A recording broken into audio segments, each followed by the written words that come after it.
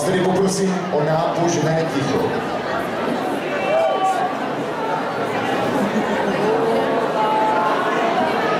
Já tady mám ještě signál, aby přišel Ivan na půlnočku. Teda ta artikulace nebyla úplně jako ono, jo, ale myslím, že to byl Ivan. Mohla to být taky Ivan. Ivan to kontroluje. Pánové, je skvělý, že jste se domluvili. Není lepšího nic pro moderátora, než když sem chodíte. Přátelé, Ivan to kontroluje. Ivan už je na parketě. Je tady půlnoční překvapení, přesně úderem ve 4:11. Ještě chvíli vyčkáme. Jako první, přátelé, máme tady 2 maturitní třídy. Jistě jste si všimli, že začínáme vždycky podle abecedy už od 17. hodiny. Od 19. hodiny vždycky začíná Bčko. Za mě okamžik 4. B. Přijde jako první za svým půlnočním překvapením.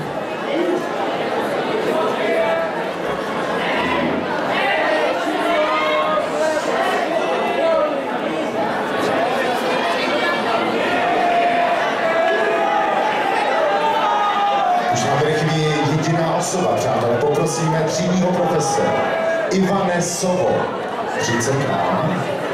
Čekáme už jenom na tebe. Poprosíme pana třídního, aby se dostavil a za malý okamžik začíná.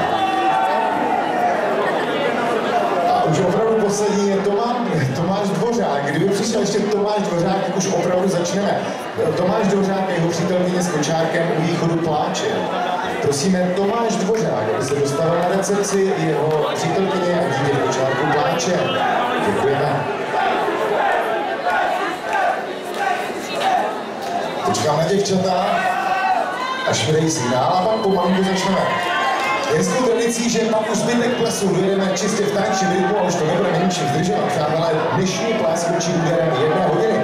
Já ještě v této chvíli upozorním, že máte poslední chvíle po půlnočním překvapení vyzvednout si své tombolenky a své ceny. A na závěr nahoře v salonku frčí taky diskotéka, tak na ně nezapomeňte. Ceny z tomboly si vyzvednete v salonku vedle restaurace a na DJinu můžete do 1. patra. To byly poslední informace. Já vidím, že židle jsou konečně obsazeny. Bčko, dejte mi signál, že to můžeme spustit. Přátelé, jste tady? Dámy a pánové, je tady plný dům, plný kulturák, jste tady?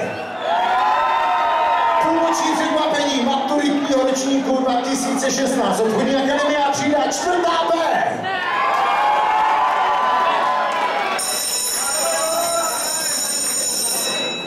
Jste vandalína. Káze žádná, jen se pálíte, děláte průser za průserem. Asi zase zavedu ranní rozcvičky. Pěkně do půl těla. Vzpomeňte mi, co se dělalo minulou hodinu.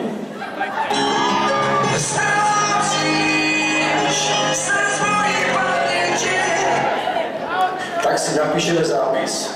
Filozofie je nejstarší vědou, která hledá smysl dobrého života.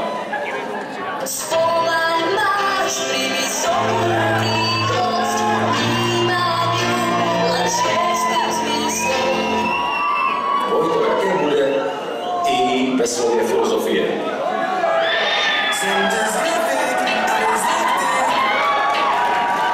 Tak si někoho vyzkoušíme. V tabuli bude třeba Kuba.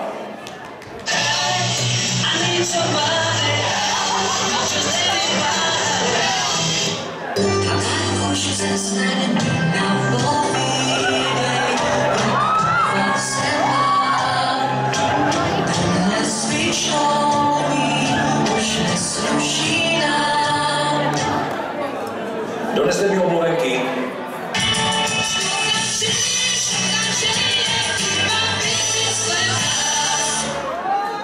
Už víte, čím byste chtěli být?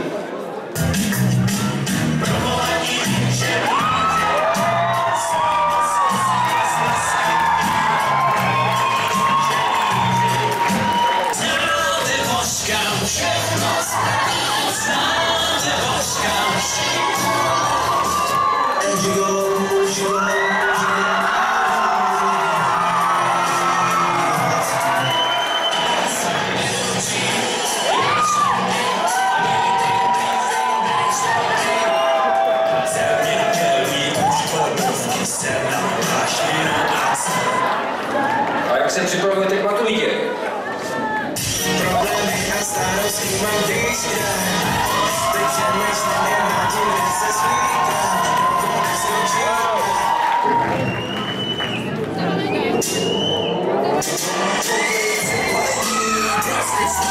Další bomby za mozkem basky. Přepálení, další trigger. Větší pusty zaslouží plasky.